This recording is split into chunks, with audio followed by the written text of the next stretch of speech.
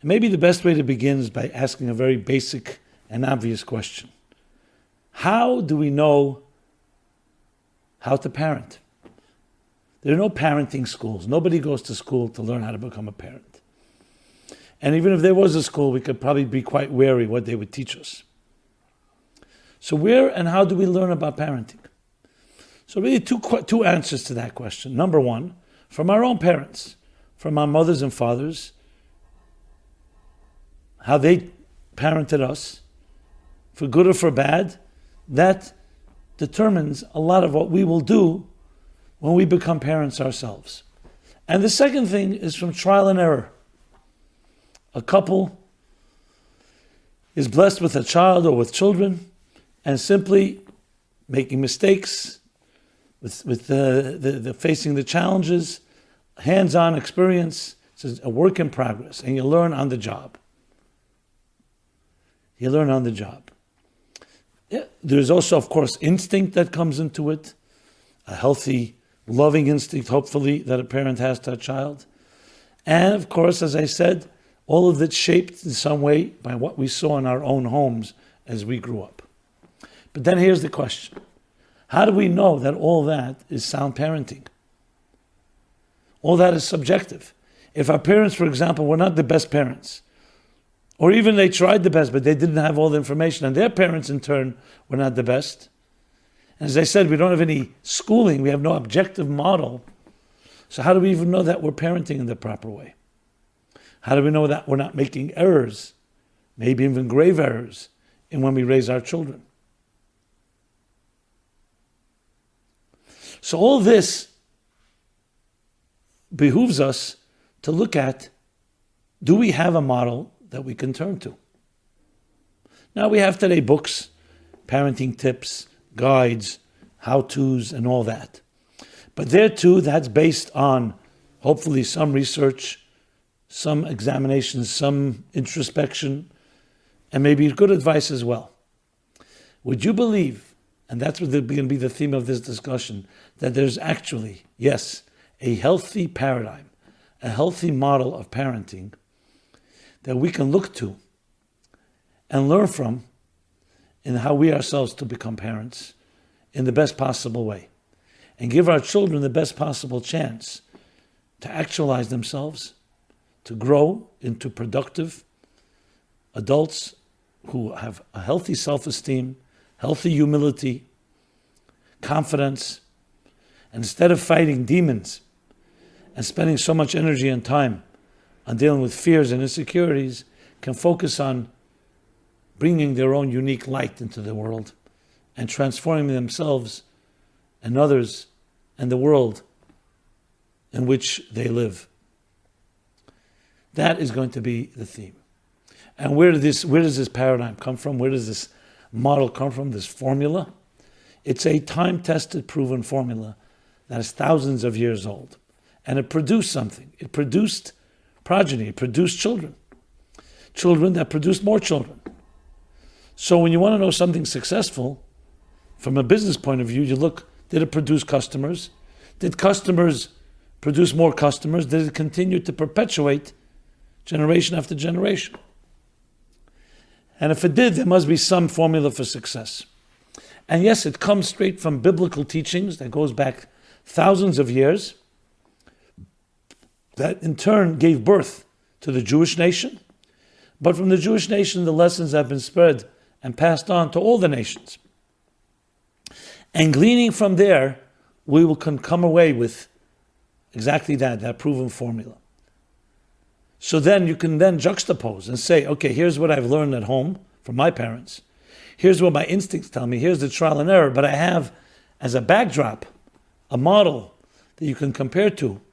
So instead of perpetuating, perhaps, a dysfunctional parenting model, you actually perpetuate or build and correct a healthy, I can't say perfect, we all have our flaws, but at least we have something to work with. And the truth is, in everything in life, whether it's medicine or science or spirituality or psychology, you always want to have some type of backdrop, some model. Like, if you want to know if you want to know if there's a problem with your lungs, you need to see what healthy lungs look like. If you want to know If there's any issue with anything, you need to juxtapose it over something that is a pure form, a more quintessential state. And then you can say, okay, based on that, I know I've wandered away. Here it's off, here's right, and so on. So we always look for that template that we can compare to and then correct, grow, repair, improve, refine, and so on.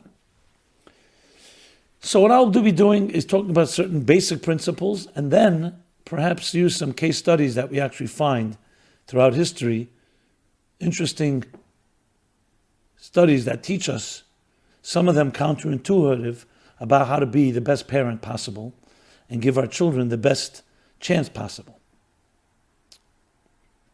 So let's begin with the first most important statement in the Bible itself. When it describes a human being, what is the first description? God says, I will create a human being in my image. It doesn't talk about an intellectual creature, an emotional creature, a human being that can achieve things. It talks about the personality of this creature is a copy of the divine image. Tselem Elokim. So when you think of a human being in its purest form, that's what we are. We're an image, we're a divine image that manifests itself in many garments, in many faces, in many layers. So when you see a person, you may see the externals. But if you cut to the core, what lies at the heart of divine image? So that's lesson number one. That a parent has to look at themselves and their child as a gift. A new gift that comes to this world. Your child is born, enters this world, sent from above, which we'll soon talk about, in the divine image. Like freshly fallen snow, a child is the purest, pristine form. Then life will take over. Just like when you look at a newborn child, you see a healthy child, you see the lungs, you see their chest heaving up and down. Their lungs are perfect. You see all other parts because there's no toxins yet, there's no pollutants, there's no human behavior that has yet in any way compromised, psychologically or physiologically, or in any other way, or emotionally, the child. So you have the purest version of that divine image. So that's number one. A parent looks at a child and what the child really is, not what you think it is, not just external beauty, not just cute. All that's nice. But at the heart and soul of it is the soul of the child, is divine image that entered in this world. Within that comes point number two, that no two divine images are quite the same. Each one is born with their unique personality, with a unique mindset, which will of course emerge as the child grows. You don't see it immediately. And unique skills and skill set and resources and talents and faculties. Yes, there's something in common among all of us, but there's also something unique. Because there's no reason to send a clone to do, you don't need two of the same. Each child brings a particularly unique energy into this world. That's lesson number two. Or I'd say principle number two. And principle number three, go back to the gift. It was a gift sent to you. Didn't just fall into your lap. It's not an accident. Parents can try to have children, and sometimes they're not blessed that a soul will enter in the child, and a child will actually be a fetus, a baby, a newborn will be a new child, life will be conceived. So when it is conceived and it develops and grows and then emerges upon birth, that's a gift from heaven. So that's principle number three. So the child is in the divine image. Number two, it's unique. Number three, it is a gift sent to you as parents. You don't own the child. The child comes from a greater place, just as you do. And that place is a divine place, a transcendent force that made a deliberate decision that this is the time that this child, this soul, this divine, a unique divine image should enter the atmosphere, the environment of this world. So then what is the role of the parent in all of this? Are we just bystanders observing it? No. We're caretakers. We are gardeners. We were given the vote of confidence, the responsibility, the gift to be the gardener, the shepherd that will shepherd and nurture and cultivate this unique divine image sent to this world for a particular purpose. If every parent just kept those three principles in mind all the time, you can imagine how parenting would be revolutionized. But many of us have never heard this before. We may have intuited this approach, and it definitely resonates, but very often, as I said, we pick it up. Where do we pick up parenting? From our own parents, from our friends' parents, from the media, from society, from Hollywood and from television and from the internet, which but not necessarily captures this theme and this message. So those are the three first most important guiding principles. And what is a gardener supposed to do? A gardener, when the child is the flower, two things that every gardener does. One is, it plants the right seeds and nurtures and irrigates and waters to make sure that the vegetation or the flower or the tree should blossom and flourish. And number two, you weed the garden. You get rid of weeds, of rodents or other types of germs or insects that may damage the plant. So you have two things that you need to do. One is to cultivate, to nurture, to irrigate, to water. And number two, to protect. And that's what it says in the verse, that Adam and Eve were placed in the Garden of Eden. That's where the first quintessential man and woman were placed. And each of us, the same thing. We are gardeners. To do what? To serve and to protect. To serve, la'avda, means to do what are the positive acts necessary to help that garden thrive. In this case, the child, to water the child, to nurture the child, which we'll talk about in a moment what that means, and to prevent and protect that the child growing in this garden is protected from forces that are predators that may some way compromise or even hurt that child.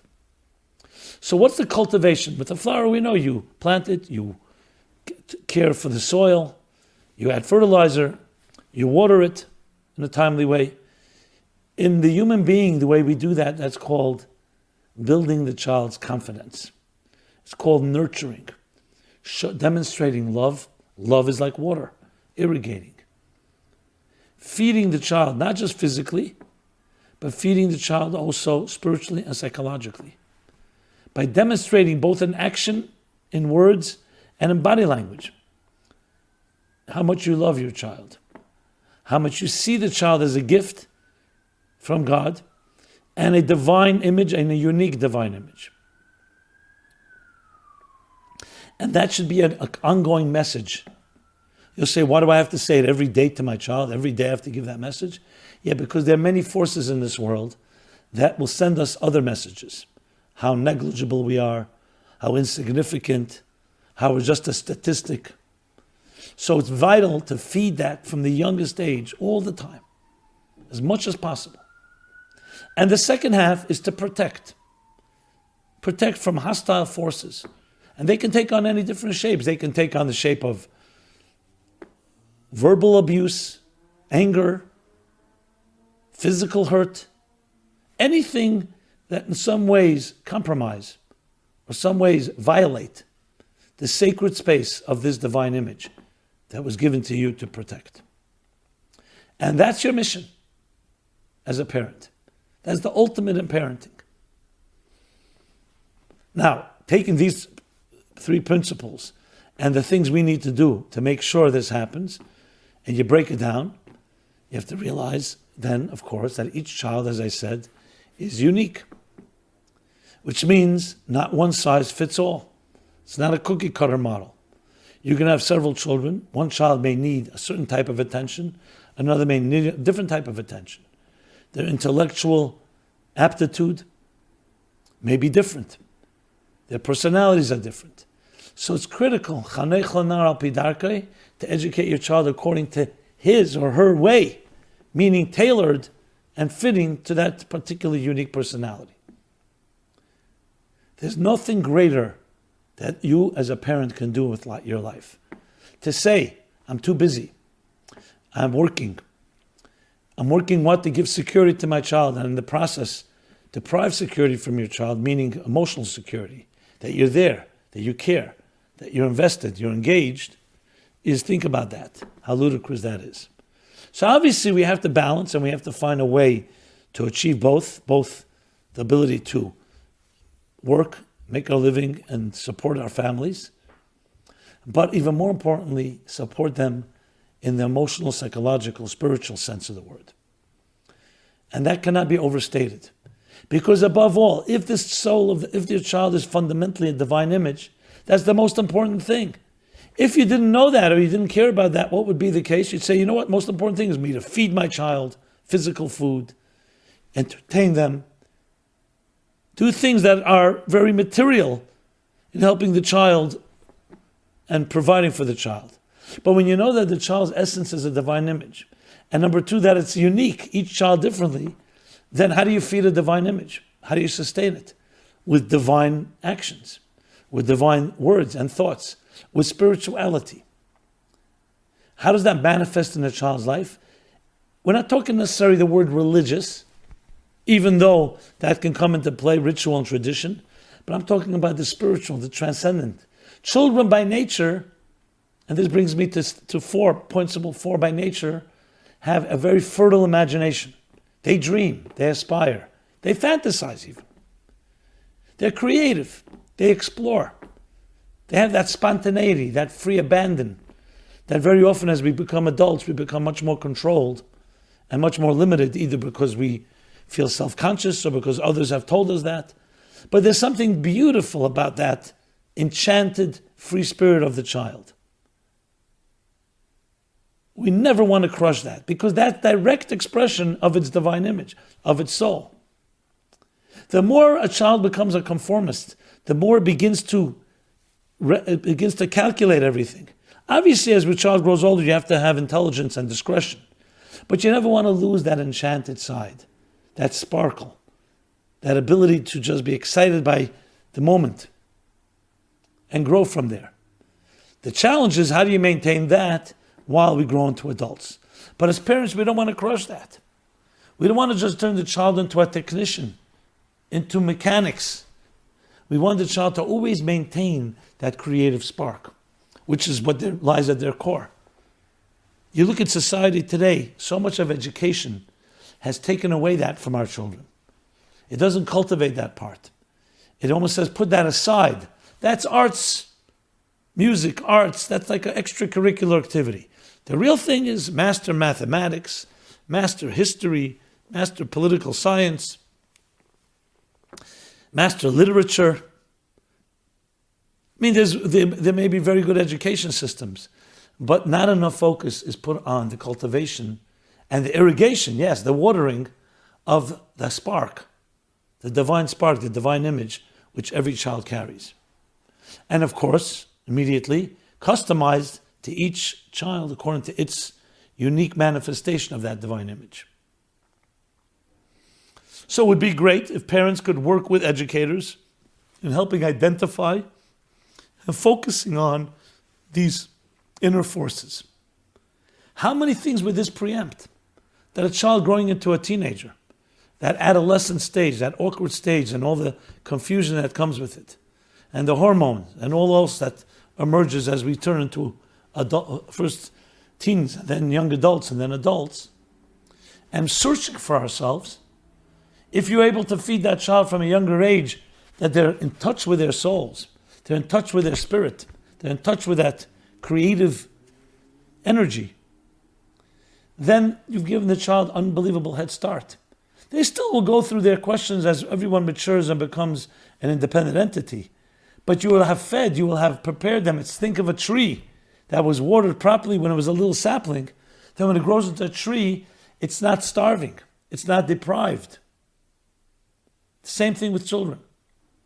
As we parent our children, as shepherd them, and nurture them, we're watering them so they will have the strength and the power to do whatever they will need to do as life develops. One more point to make. The Talmud says that when a child is in its mother's womb, it is taught the entire Torah. Basically, the blueprint for existence is the Torah. It's like an architect or an engineer. They give you the machine, and they give you an operator's manual with all the schematics that tells you this is what the machine is made of, this is how it works best, don't do this, do this. Essentially instructions to the gardener. So you could think the child is just a neutral state and it's up to the parent to shape it all. No. Embedded in the DNA, in the inner superconsciousness of the child, is the entire blueprint of existence that comes from a higher place.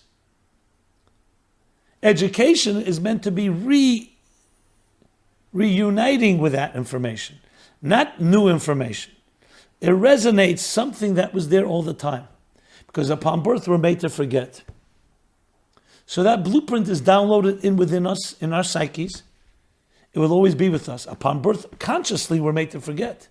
But in the superconscious, we retain it. And that's why children have very healthy instincts. Until, again, someone tampers with them. Because as we shall soon talk, children are impressionable. It's very easy to also hurt a child. That's why you need both the nurturing and the protecting. But if you protect and you nurture, that inner voice, that sense of what's right and wrong, will grow in the child because it has it embedded in its being. Just like a child has a natural immune system at work and has other natural faculties, you don't need to create them. You may need to facilitate it if there's, God forbid, an infection. But the child, a human physiological system, a healthy one, has everything built into it to do whatever needs to be done. A child doesn't have to be taught to eat. A child doesn't have to be taught to drink. Doesn't have to be trained to breathe. And all these processes just work naturally.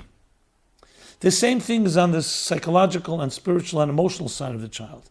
It also has healthy instincts, but it's so easy to distort them. Because parents who may be insecure or may have other stuff that they're projecting, instead of embracing the child and helping that divine image emerge, you impose on the child your own failures and disappointments and attitudes. When a parent yells at a child, for no particular reason, when a parent allows to subject their child to their own particular idiosyncrasies or mishigas, or even worse, essentially, in a way, violating the child, abusing the child, whether subtly or overtly, when the parent is not there to nurture and support, is always critical, judgmental, always wants the child, how do you make me look? Instead of focusing on the child, focusing on themselves. That's what I said, focusing on the divine image, focusing on themselves. What do you think will happen? The impressionable child, just like the impressionable flower, if the gardener doesn't do the job properly, or allows the weeds to grow, or even worse, the gardener himself or herself imposes on the flower or on the plant its own stuff, the flower will be compromised. Children are impressionable like a warm ball of wax. Every experience a child has gets embedded, engraved in that warm wax, and as the child grows, it gets hardened. And then it becomes part of the routine and the pattern and the personality of the child. It's not fundamentally the essence of the child, but now it's so deep. You have to meld the wax again to somewhat dislodge these distortions. But that's the power that parents have, because God entrusted us and said, yes, you have the power, God forbid, the ability to hurt your child, to not protect the child, to not nurture. And that's your responsibility and accountability. I'm trusting you. Do what needs to be done. Don't be lazy. Don't give up. Don't say, I don't know. Find role models. Find others that can help you. So the impressionable child, that free spirit, that divine image, and its unique divine image, the gift given to you is there. You have the power to cultivate it and bring it to life. The parent does. Or to conceal it. What happens when a child is hurt? When a child is criticized again and again? When a child is put down? A child is silenced? that divine image starts to shrivel and curl itself up like in the fetal position inward, the knots that we build. And the child then starts projecting a new image, not the divine image. You know which image? What the parents want, to please them. Child doesn't want to hurt them, doesn't want to disappoint them. Or the same thing with school, the same thing with peer pressure, and the same thing with bullies, or the same thing with the media and internet. You start becoming another persona. You start assuming another persona, and when you wear that mask long enough, you sometimes think that's you. And what happened with the pure divine image, which was the key, and the uniqueness that you have, and the gift that was sent to this world to accomplish a unique mission, it goes undercover. The inner child gets concealed. Then the work is how to free yourself from that. But that's not the focus of this program. This program is focusing on parenting skills, on a formula for healthy parenting. We'll talk another time what a child or an adult has to do if they were deprived of that. You have to learn to self-parent. You have to learn to find other mentors or other nurturing forces in your life. That's understood. But that's, as I said, outside the scope of this discussion. We're talking about parenting. So parenting, you hear now both sides of the coin. The greatness that you can contribute and also the damage you can cause. Not permanent damage. There's always ability to reverse, but you're making it very difficult. Because you had that beauty. You had all the potential. The child was there with the divine image. And now, due to a parent's insults, or a parent's abuse, or a parent's even, I'm not even talking about severe forms of abuse, has caused that to be concealed, to go undercover. So let's focus on the positive. So what do you do to nurture? What you do to nurture, number one, is attention.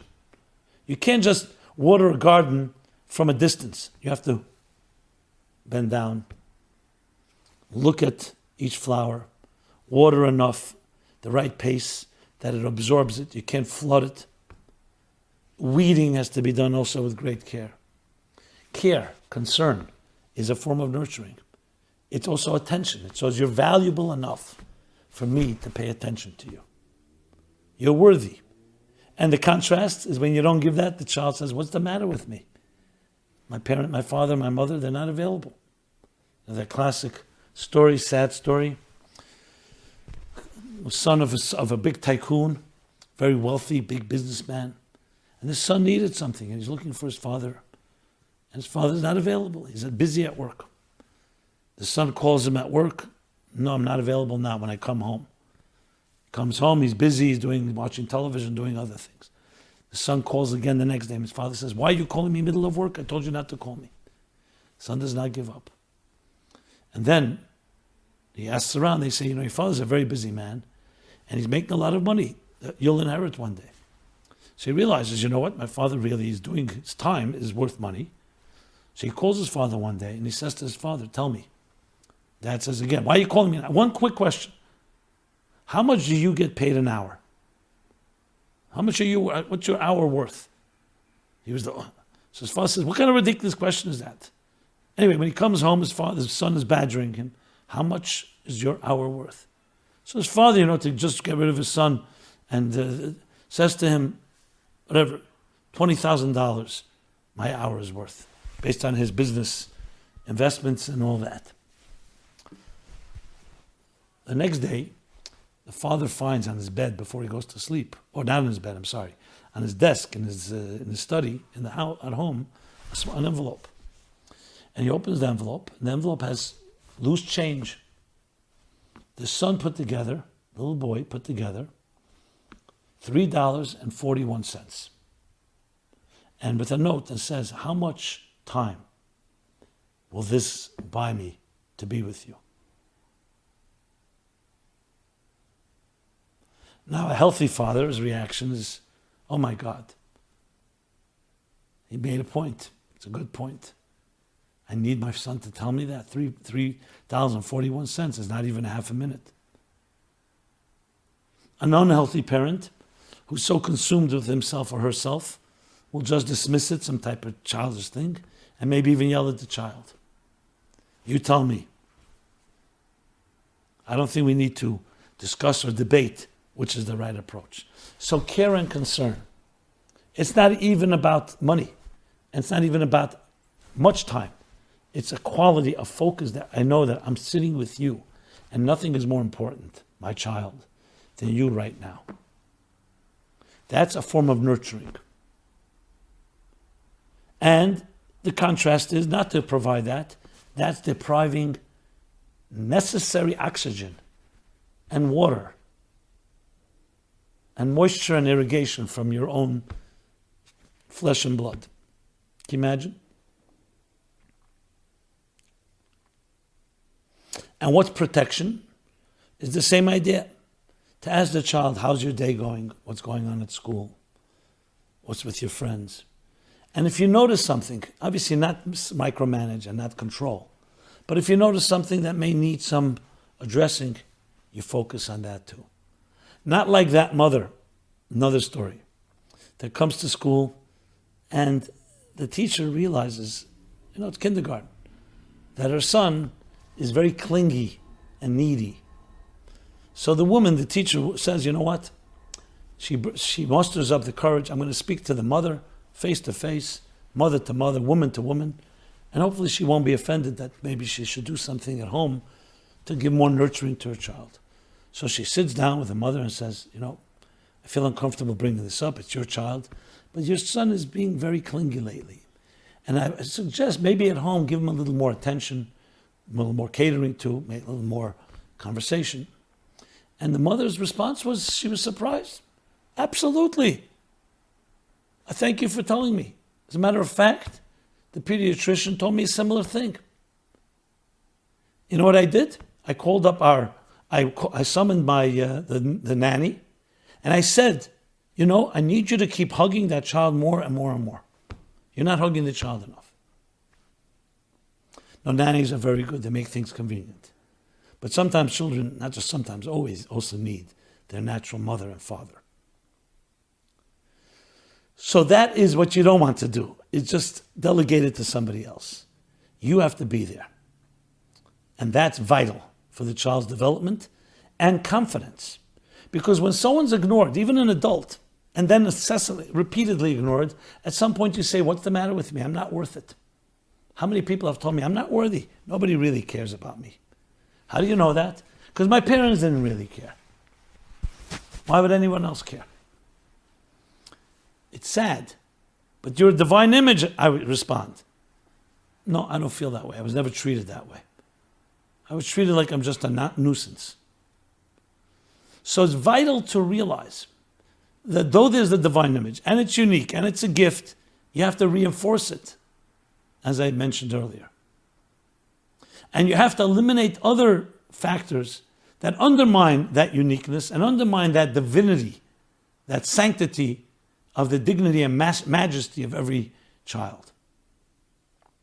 So when you'll go through the stories and history of parenting, this will always be the most prominent message. So just to give an example, let us say a child misbehaves. So what's the right thing to do? Some parents, my child can never do wrong, it's always someone else's fault. The teacher, the school, the friends, and so on. Some are very disciplinarian and they right away punish and ground the child. If you think with the divine image perspective, what you have to think is what's best for the child, not what's best for you, what makes you look good, or what's easiest to do. You're not going by your nature, what's best for the child. Sometimes you have to sit down with the child and with great love say, you did something that needs correction. And I love you, because I love you, I want you to, together, let's do something. And maybe show them some discipline. But all saturated with love. Not to just ignore it, but to correct. And you not allow yourself to get in the way. Abraham and Sarah had a disagreement. Ishmael, Abraham's son, with Hagar, was misbehaving and was being a bad influence on Isaac, who was Sarah's child with Abraham. And Sarah said, he's being a bad influence. He's at this age, I want you to send him away. Abraham refuses. And God says to Abraham, listen to Sarah. Not because it was bad it was good for Yishmael to also go. Because we don't think about ourselves, we think about what's right, what's healthy for the children. Sometimes the mother knows best. And if you think of the divine image of the child instead of what you want, you will do the right thing. You'll reflect, you'll consider. How many parents project what I want? I know what's best for my child. You don't always know what's best. You have blind spots and you could also be making mistakes. So how do you determine? You determine by looking in the good book and asking an objective mentor. And you may hear something that's not exactly what you want to hear. Very often parents think of children as, it's my reputation. You're going to make my picture look bad. It's not about you, it's about the child. Imagine the gardener thinking the flowers are going to make me look bad and I'll do whatever it takes, even if it's superficial, artificial, to make it look good for the picture. No. You have to be there. An interesting lesson about the uniqueness. When Joseph brings his two sons, Menashe and Ephraim, to Jacob at the end of his life, in the last chapter in the book of Genesis, to bless them. Menashe was the older, so he put him to the right side of Jacob. Ephraim was the younger one, he put him to the left side. Jacob went and crossed his hands and put his right hand on the head of Ephraim and on the younger one, and the right and the left hand on the head of Menashe. And Joseph said, he's the older one. And Jacob said, I bless them for according to what they need. So the question is asked, why didn't he simply move them? He could have moved Menashe here to the left and Ephraim here. And the answer is, you don't move the child, you move yourself. You adjust to them, you don't have them adjusting to you. Even Jacob, the tzaddik, the great Jacob. Think of that lesson. You look at your child and you look for the uniqueness. Some children need more attention. Some need more help because they're maybe not as fast as another child. Don't ever see children as being just, they're all my children. You love them all equally, but each child may need its own thing. Going back to the uniqueness element. So what you have here are principles that sound simple, but the truth is, it's built on solid foundations of biblical, Talmudic, and Kabbalistic ideas. In the Kabbalah and mysticism, it talks about parents and children, but not physical ones, spiritual ones.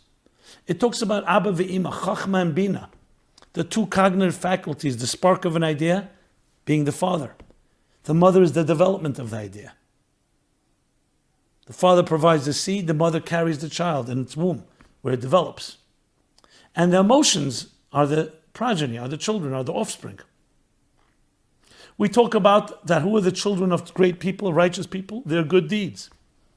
Our students are our children. So you see, it broadens the idea of parenting and children is not just biological children. It's the concept of how you give birth, and even more importantly, how you nurture that which you've given birth to. So the intellect nurtures emotions. By doing what? By guiding them. By being reflective and not allowing the impulses of the emotion to take control. And in the Kabbalistic works talks about what the healthy version of that is and what's the unhealthy version. When you need discipline, when you need nurturing, chesed, gvura, and so on. So you see, throughout the literature, thousands of years literature, you have the model of parenting, its effects, its positive effects, and also to prevent and avoid the negative things. There's no greater gift than life. And who will shape life? It will be the parents, above all. Definitely at the earliest age. And it will determine the future and destiny of the child. It's sad to say this, but many people spend most of their time fighting demons, fighting fears and insecurities, instead of being able to focus on what I'm made of, what am I good at, and how can I make it better. A big part of that is our society, yes, all the distractions, but a lot of it is what you were given when you were a child.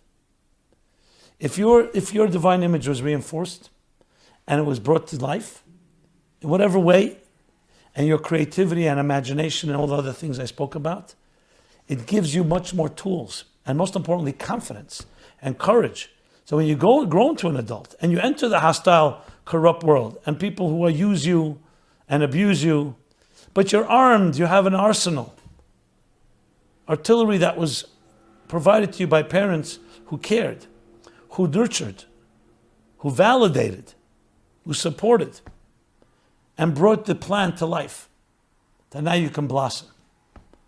So the consequences are very high stake, far-reaching implications.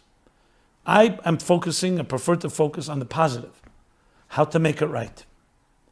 A few years ago, I've mentioned this a number of times, I received a letter a few weeks before Rosh Hashanah. A parent, and I've been following your articles, I see you write a lot about children. As the new year comes, perhaps you have a suggestion for us as parents, something we can add, increase in our home to provide for our children, for our children's development. So I was thinking about it. Right around the same time, I get an email from another person who grew up in a very affluent and wealthy home, but no love. Nobody was there. A lot of nannies. As she would say, I was in a gilded cage, but I never saw love. And she sent me a picture of herself when she was like 5, 6 years old and asked one line, what happened to this child? And there I had my idea. Find a picture of yourself as a child, or if you're a parent, a picture of your child as a child, and say, how did that become this? So for parents to children is to cultivate the child in them, and beauty and the love. For those of us that are adults, to see, trace the steps, and know that child is still within you. And then I made the following suggestion based on what I experienced there. Every morning and every night, this is the New Year's resolution. Before your children go to sleep and when they awake, besides telling them I love you and all the other things you say in the prayers, tell your child, you are God's gift sent to me, a divine image, with a unique personality and skills and faculties. I'm blessed that you're in my life. I will do everything in my power to help you find your unique and indispensable mission that's unique to you and help you actualize it and help you have the courage and confidence. I'm always supporting you. You say that every morning and every night, the child will start asking, what does that mean? What's a mission? As they grow older, they won't forget that. And it will create conversation. I suggested it. It's on our website at meaningfullife.com. You can find it. And I put it out there. I wrote a op-ed, an article about it. A year later, I started getting emails of people who did it through the year. And they said it was transformative for them and for their children. For their children and for them. Because it elicited more conversation. What does this mean? So that's a suggestion that each of us can do. And not just lip service. To actually do it with intent, focus, excitement, passion. And yes, find skills and talents your children have. Child comes home from school very excited. Don't just say, that's nothing, you didn't accomplish enough. Never do that. Don't throw cold water. Even for adult standards, it may be a small accomplishment. But for that child, they're so proud. So help them create an arts and crafts assignment. To do something they enjoy doing. Every child has things they enjoy. How many things can that preempt? That preventive medicine? By nurturing, by irrigating, by watering. Who knows? And there's no limit to how much you can do. The key thing is to remember the perspective that I'm describing here. It's a perspective that we are not taught. We're not trained. Some of us may have come to it, some of us may have intuited it, but there's even more to say than what I've said till now. But that's the story, my friends. That gift. And when you go through the stories in the Bible, you'll find parenting lessons. You'll also find things that parents should not do. Which of course requires its own study. How Abraham and Sarah I mentioned, there's Rivka and Isaac. There's Jacob, Leah and Rachel, and their children. They had problems. There were many challenges. Even Adam and Eve and Cain and Hevel. But there are also tremendous lessons of the Mesiras Nefesh, the selfless dedication that parents thought only about their child. How Yocheved, the mother of Moses, sacrifices herself. Pharaoh is killing all the Jewish boys. She hides him. He's shining with light as he enters the home. She puts him into a basket, carefully crafted, waterproofed, on the edge of the water, sends her daughter Miriam to watch the boy. Think of the sensitivity of that. And the Torah places focus on that. The care. When Jacob is about to pass away, he calls Joseph and says, I want you to take after I pass my body, I want it to be buried in the Ma'aras HaMachpelah, the Ohel, the grave site of my parents and grandparents. And you may think, he tells Joseph, I didn't give that courtesy, grant that courtesy to your mother, Rachel. We buried her on the side of the road, Keva Rachel. You'll see it's not in Ma'aras HaMachpelah. But no, that's where your mother wanted to be. Because Rachel mevakal banea. Rachel cries for her children.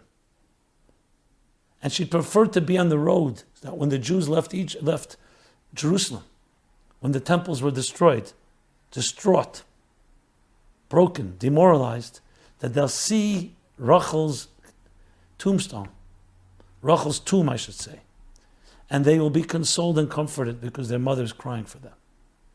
That's a mother. And the list goes on of mothering and fathering throughout different stories, but they all come down to one thing.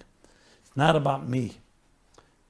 Just like my child's soul was sent down here for a purpose, not for self-indulgence, so too I as a parent was sent for a purpose. And part of that purpose is to nurture and water and cultivate and love that child and allow that divine image to emerge through its unique talents, through its unique skills, in making a mark in this world.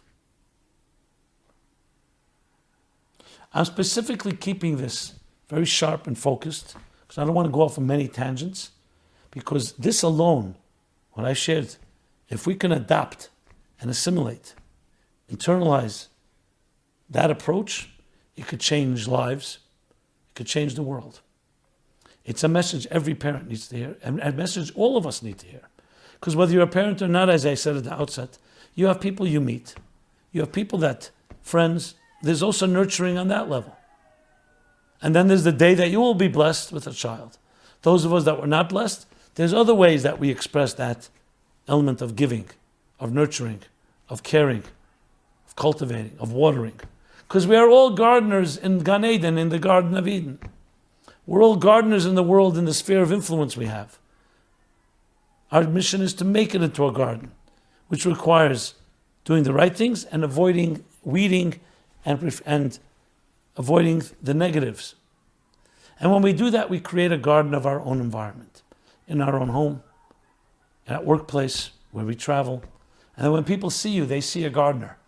They see someone who is a shepherd, who looks to nurture, who looks to support, looks to validate, and looks to help every individual they meet be the best they can be, to bring out those unique strengths that the divine image each of us has.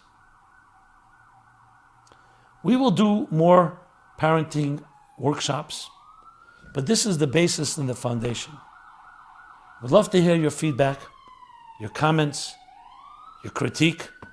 So please, you can do that on the YouTube channel, on Facebook, on our social media, on our website, meaningfullife.com. Please share, please like, please help us get the word out there. We live in a world which is desperate for this nurturing message. We have all the technology, we have all the machines to make life easy. But the nurturing of the spirit, the machine cannot do. It can keep you distracted, it can keep you busy, it can simulate as if you're getting nurtured. But nurturing happens when we look at each other, when we love each other, when we care for each other.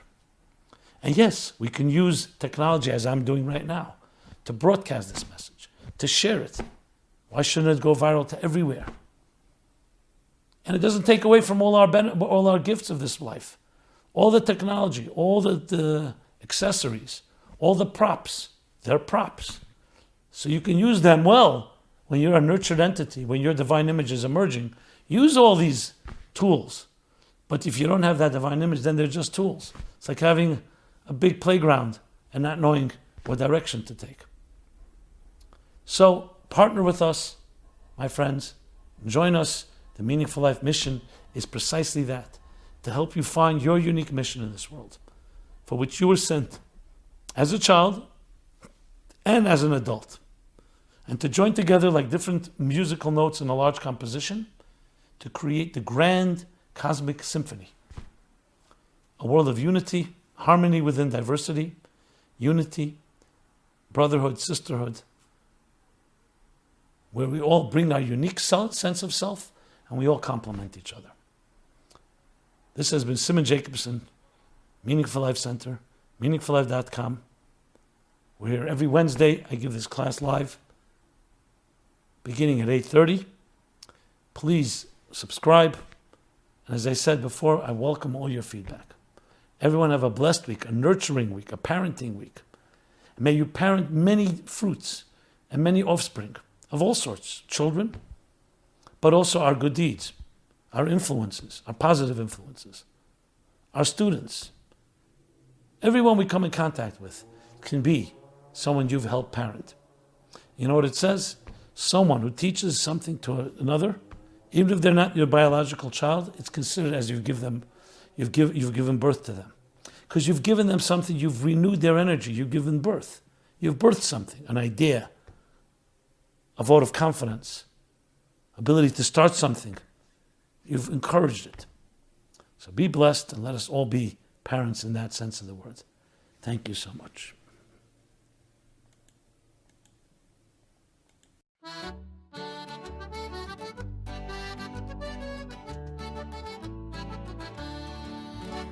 Scattamo stanotti, viri come balla, sutta e fanali chi si scidica.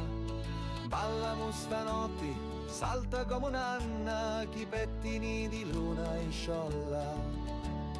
Gira musica, gira e non si ferma, come una galla do vento aita.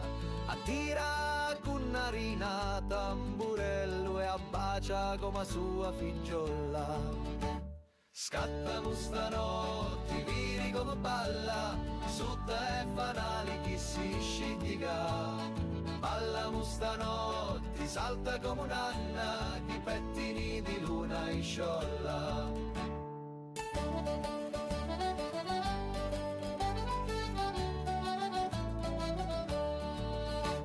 Sinni e tunu, i voti si danno, tu na poco gli peputia. Sinda fettunu, i cappotti russi e si ricordano da notti buona.